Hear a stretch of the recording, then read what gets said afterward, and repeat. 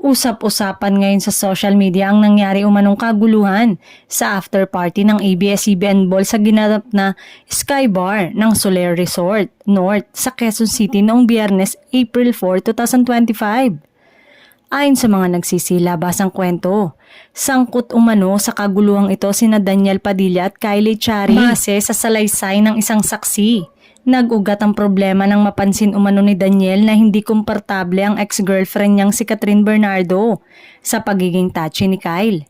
Si Kyle ang isa sa mga kasama ni Catherine sa after party ng ABS-CBN Ball na may temang Brighter Together. Nakumpirmang magkasama sina Catherine at Kyle sa after party dahil sa isang video na in-upload sa social media kung saan makikitang magka-holding hands na naglalakad ang dalawa.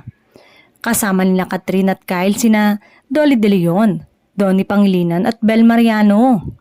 2 araw na ang nakakalipas buhat nang mangyari ang sinasabing insidente na ito lamang linggo, April 6 kumalat. Tanging ang mga hindi artistang nakasaksi sa pangyayari ang detalyadong nagkwento tungkol sa kanilang mga nakita kaya ito ang mainit na tinatalakay ngayon sa social media.